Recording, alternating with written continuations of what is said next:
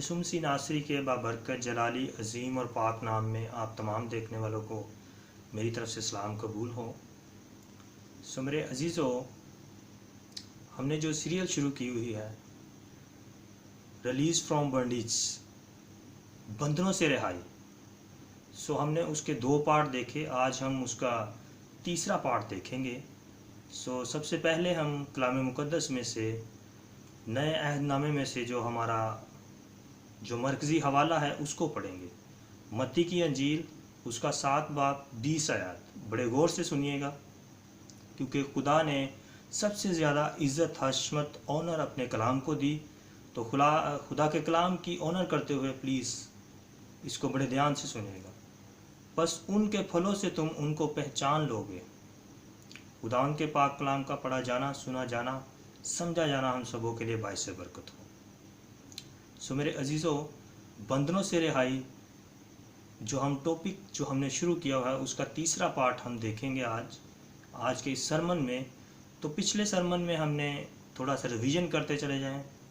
पिछले सरमन में हमने सीखा खुदगर्जी के बारे में, खौफ के बारे में और फ़ख्र और मगरूरी के बारे में। और आज हम देखेंगे हरामकारी के बारे में।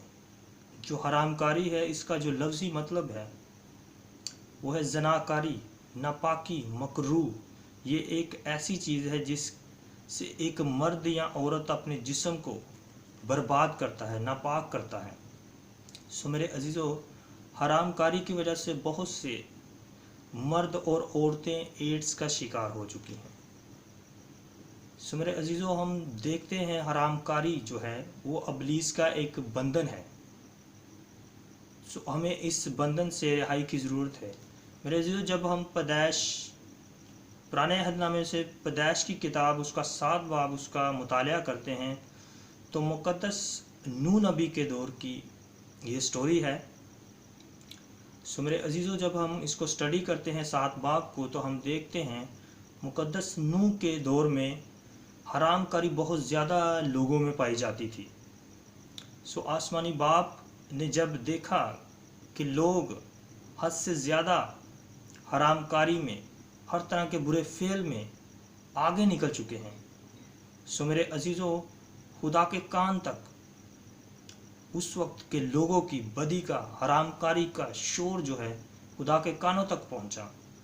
तो मेरे अजीज़ों, यहोवा पाक खुदा ने, ज़िंदा यहोवा पाक खुदा ने अपने बेटे नूह के साथ हम कलाम हुआ और उसने कहा कि एक कश्ती बना, क्योंकि मैं इस दुनिया की हर बशर को, हर जानदार को फना करने को हूँ, क्योंकि उसकी बदी का शोर मेरे कानों तक पहुँचा है। सो मेरे अजीज़ों, मैं आपको बताना चाहता हूँ उस वक्त हरामकारी जो थी बहुत अरूज पर थी। सो ये इब्लीस का एक बंधन है जिसके वसीले से इब्लीस बहुत से लोगों को गुमराह कर रहा है। सो मेरे अजीज़ों, हम देखते हैं कि जो लूसीफर के जो 7 फरिश्ते थे, ब्लैक एंजल्स जो गिराए गए थे, सो मेरे अजीज़ों, इस नूह के दौर में उन्होंने औरतों के साथ हरामकारी की, तो उनसे जो औलाद पैदा हुई जाति जूलियत की तरह बड़े जबार पैदा हुए। सो मेरे अजीज़ों, ये हरामकार औलाद पैदा हुई उस वक्त उनमें से। सो मेरे अजीज़ों, ये हरामकारी एक बहुत बड़ा इब्लीस का बंधन है जिसके ज़रिए से इब्लीस बहुत से लोगों को गुमराह कर रहा है। सो फिर हम जब देखते हैं, इसलिए यहोवा पाक खुदा ने फ़ैसला किया कि इस दुनिया में से बनी नौ इंसान को सिवाय नूह और उसकी फैमिली के सबको, और जो उस कश्ती में सवार थे वो जाने बची, बाकी सब पानी के साथ हलाक हो गए। अगर इसी तरह मेरे अजीज़ों, जब हम देखते हैं पैदाइश 19 बाब और सदूम और अमूरा का जो स्टोरी है, हालात है, हम उसको देखते हैं इस 19 बाब में, तो मेरे अजीज़ों, हरामकारी उस वक्त सेम नूह के दौर की तरह बहुत ज़्यादा अरूज पर आ चुकी थी। اور میرے عزیزوں میں آپ کو بتانا چاہتا ہوں کہ یہ حرام کاری ابلیس کی طرف سے ایک بندھن ہے جو کہ لوگوں کو گمراہ کرتا ہے اور حرام کاری کرنے پر مجبور کر دیتا ہے۔ حرام کاری کی وجہ سے سدوم اور عمورہ جو ہیں وہ بھی میرے عزیزوں آپ اس سٹوری کو جانتے ہیں۔ تو یہوہ پاک خدا نے سدوم اور عمورہ کو گندک اور آگ سے کس طرح فنا کیا۔ سو میرے عزیزوں اس وقت مقدس لوط نبی کا دور تھا۔ یہ سدوم اور عمورہ کا علاقہ تھا جو مکمل طور پر حرام کاری کی زد میں آ چکا تھا۔ سو پھر یہوہ پاک خدا نے اپنے بیٹے لوط کو اور اس کی فیملی کو بچایا، اور جب فرشتہ ان کے پاس آتا ہے تو ان سے فرماتا ہے، کہتا ہے کہ پیچھے مڑ کر نہیں دیکھنا ورنہ فنا ہو جاؤ گے۔ سو میرے عزیزوں لوط کی جو بیوی تھی وہ دنیا دار تھی اور اس نے پیچھے سے مڑ کر دیکھا۔ سو میرے عزیزوں کیونکہ وہ بڑا خوبصورت علاقہ تھا، سو میرے عزیزوں وہ دنیا دار تھی اور پیچھے مڑ کر اس نے دیکھا تو وہ اسی دم نمک کا ستون بن گئی۔ سو میرے عزیزوں ہمیں آگے چلنے کی ضرورت ہے، نہ کہ لوط کی بیوی کی طرح پیچھے مڑ کر دیکھنے کی ضرورت ہے، تاکہ ہم دنیا دار نہ ہوں بلکہ یہوہ پاک خدا کے اچھے بیٹے اور بیٹیاں ہوں۔ سو میں آپ سب کو بتانا چاہتا ہوں حرام کاری جو ہے یہ بہت سے لوگوں کو موت کے حوالے کر رہی ہے، جو کہ ابلیس کا ایک بہت بڑا بندھن ہے۔ اگر میرے عزیزوں آپ کی زندگی میں حرام کاری پائی جاتی ہے تو آپ کو اس حرام کاری سے رہائی کی ضرورت ہے، اس ابلیس کے اس بندھن سے رہائی کی ضرورت ہے۔ جب میرے عزیزوں ہم دیکھتے ہیں مکاشفہ 22 باب اس کی 15 آیت میں، تو وہاں پر لکھا ہے حرام کار خدا کی بادشاہی کے وارث نہ ہوں گے، خدا کی بادشاہی میں داخل نہ ہو پائیں گے۔ اگر آپ خدا کی بادشاہی میں داخل ہونا چاہتے ہیں تو آپ کو اس حرام کاری کی اس بندھن سے، ابلیسی بندھن سے رہائی کی ضرورت ہے۔ پھر ہم دیکھتے ہیں کمزوریاں، ویکنس کیا ہے۔ جب ہم لوکا کی انجیل اس کا 13 باب اور 10 سے 12 آیت پڑھتے ہیں تو ہمیں یہاں پر ایک سٹوری ملتی ہے۔ بڑے غور سے اس کو سنیے گا اور دیکھیے گا کہ کمزوری جو ہے یہ بھی ابلیس کا ایک بندھن ہے، اور اس کا ریفرنس جو ہمیں متی کی انجیل اس کا 13 باب 10 سے 12 آیت میں ملتا ہے۔ بڑے غور سے اس کو سنیے گا۔ یہاں پر ایک عورت کا ذکر ملتا ہے۔ پھر وہ سبت کے دن کسی عبادت خانہ میں تعلیم دیتا تھا، اور دیکھو ایک عورت تھی جس کو 18 برس سے کسی بدروگ کے باعث کمزوری تھی، اور وہ کبڑی ہو گئی تھی اور کسی طرح سیدھی نہ ہو سکتی تھی۔ یسوع نے اسے دیکھ کر پاس بلایا اور اس سے کہا، اے عورت، تو اپنی کمزوری سے چھوٹ گئی۔ پریز ہالےلویا، خداوند کی تعریف ہو، خداوند کی تمجید ہو۔ میرے عزیزوں اس ریفرنس سے آپ کو پتہ چلتا ہے کہ کمزوری جو ہے ایک ابلیس کا بندھن ہے۔ وہ اس عورت کو 18 برس سے کمزوری کی وجہ سے وہ کبڑی ہو چکی تھی، اور ابلیس نے اس کو جکڑا ہوا تھا، اور میرے آقا منجی یسوع مسیح ناصری نے اس عورت کو اس ابلیس کے بندھن سے رہا کیا۔ ہالےلویا، خداوند کی تعریف ہو۔ سو پھر ہم دیکھتے ہیں تیسرا پوائنٹ، غربت۔ سو میرے عزیزوں غربت جو ہے یہ بھی ابلیس کا ایک بندھن ہے جس سے رہائی کی ضرورت ہے۔ دیکھتے ہیں ابلیس اس بندھن سے کس طرح لوگوں کو گمراہ کرتا ہے۔ میرے عزیزوں میں آپ کو بتانا چاہتا ہوں کہ ابلیس آپ کے ہاتھوں کے انگوٹھوں کو اور پاؤں کے انگوٹھوں کو کاٹ دیتا ہے۔ روحانی طور پر یہ بات کر رہا ہوں، وہ آپ کے ہاتھوں اور پاؤں کے انگوٹھوں کو کاٹ دیتا ہے۔ اگر آپ انالیسس کریں، ارد گرد کے ماحول پر غور کریں، تو اکثر آپ کو نوجوان ملیں گے جو کام کرنا پسند نہیں کرتے، گھروں میں رہنا پسند کرتے ہیں، گلیوں پر موڑوں پر کھڑا ہونا پسند کرتے ہیں، وہ غربت میں رہنا چاہتے ہیں۔ میرے عزیزو، ابلیس جو ہے وہ آپ کو غربت میں رکھنا چاہتا ہے، وہ آپ کو ترقی کرنا نہیں دینا چاہتا، وہ یہ نہیں چاہتا کہ آپ ترقی کریں، ایک مسیحی کامیاب ہو۔ سو میرے عزیزو، یہ غربت کا ایک جو بندھن ہے ابلیسی ہے، اس سے رہائی کی ضرورت ہے۔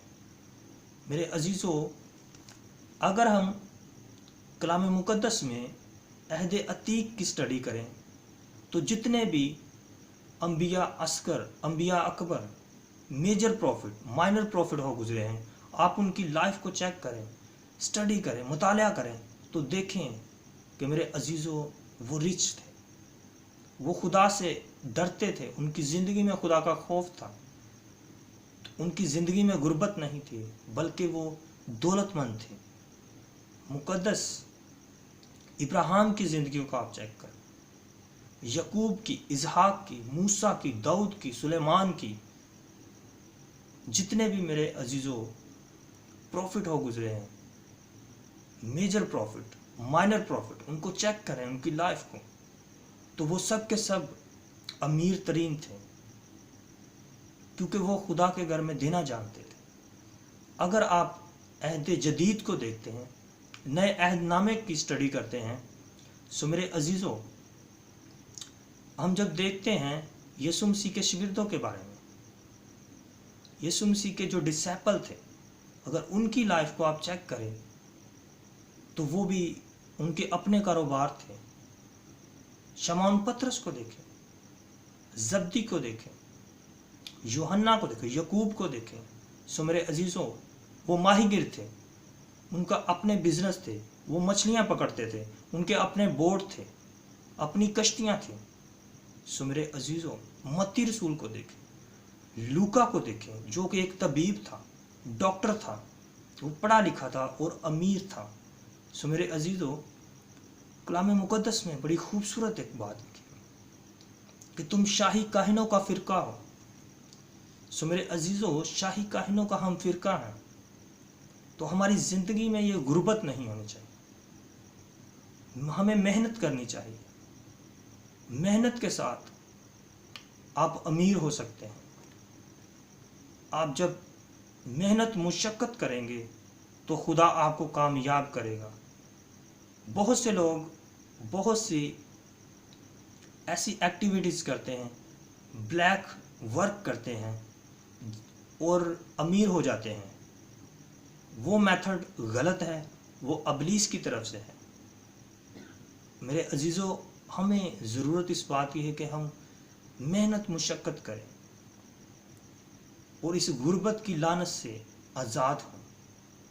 سو میرے عزیزو، آسمان جو خدا کا اچھا خزانہ ہے وہ آپ پر کھولنا چاہتا ہے اور ہر وہ زمینی اور آسمانی برکتوں سے آپ کو لبریز کرنا چاہتا ہے، اور اب آپ پر انصار کرتا ہے کہ آپ کو اس غربت کے اس جوئے بندھن سے باہر نکلنا ہے۔